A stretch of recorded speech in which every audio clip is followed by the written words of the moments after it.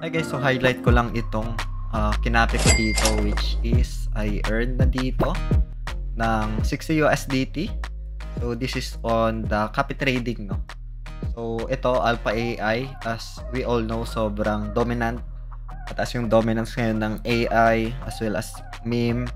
Pero yun, highlight ko lang dito guys, papakita ko dito yung pinaka drawdowns as well as yung pinaka profits itong kinapin natin dito guys, no? But before dito mag-start, kung hindi nyo pa na-like itong video na to, please like this video first, subscribe nyo yung YouTube channel natin, turn all the bell icon para ma-notify kayo dito updates natin ginagawa sa ating YouTube channel. So for now, punta muna tayo dito guys sa copy trading na features, no? So yung official link lalagay ko na lang sa description ng video na to para mapuntahan nyo. So number of days na pinalaw ko to is that 8 days. Meron ako ditong profits na 60 USDT.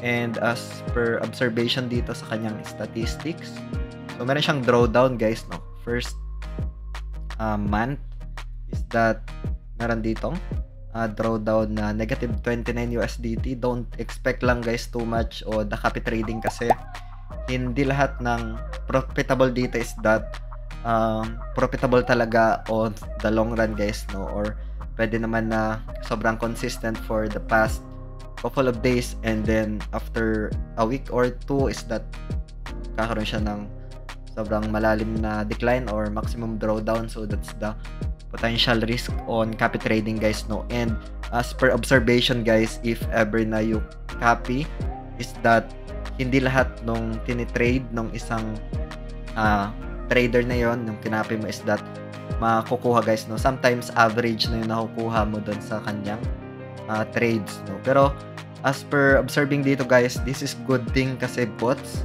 yung active niya dito, no? So if we can see, bots yung trades niya dito karamihan, and normally yung bots is that nagte-trade yan as long as na inline yung parameters, no? But keep in mind pa rin guys kasi yung bots is that hindi nakakabasa ng news, no? And potentially if ever na meron mga negative catalyst tapos nag-against doon sa direction na pinili ng isang trader na yan is that potentially pwede kang malos guys, no? That's the risk dyan sa copy trading. Make sure you understand that para mas magkaroon kayo ng informed decisions sa end ninyo guys, no? And again, itong video natin today is just for ideas lang, for reference, and does not qualify as an investment or financial advice. Hope you get some ideas dito guys, and we just discuss lang dito nung potential benefit for the copy trading if you are or if you want to do copy trading dito pag for example basic ka, and then if you have diversified asset na allocated lang for copy trading is that I think that's one of the good strategy and approach guys, no? Then again, as mentioned, risk management, diversify your asset is very important guys, no? Don't put all your assets sa copy trading. Make sure you diversify. Sabi nga nila, as mentioned, na don't put all eggs in one basket, and make sure to do due diligence pa rin guys sa end ninyo, no? So asset under management, AUM niya is 74 USDT. Total assets niya ngayon is 466.92 in USDT. So meron siya ditong stability index guys 2.5. This means since kakasimula pa lang niya is that mababa pa to, no? So as per checking dito, moneymaker, as we can see, yung ROI niya is 88.21% sa loob ng 7 days. Tapos masters PNL is that 284 in USDT guys, no? Pwede natin yan i-check. Ito yung pinaka-spark lines niya. So nag-start lang siya dito around nung 18, no? Tapos ito yung pinaka-spark lines, 7 days. Yung trades makikita natin dito, all and other trades pa dito we can see. So say for example, ito makikita natin, meron siyang open positions. Sa bot, meron siya ditong realized PNL 200 USDT. Meron siyang clean nose dito, and nagka-ROI siya ng 132%.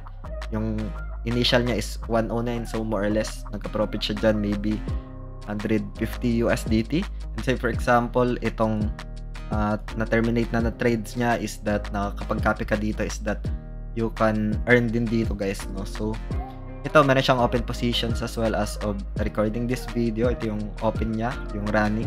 Feel free to explore guys. If naka-desktop ka lang dito or laptop or PC yung gamit mo, punta ka lang dito sa tools. And then, hanapin mo yung copy trading. Ayan. And then, meron dito mga search. Marami pa dito guys, no? If we can take a look, yung kanina is just an example lang. Si Alpha AI. Ayan. Isa sa mga napili natin.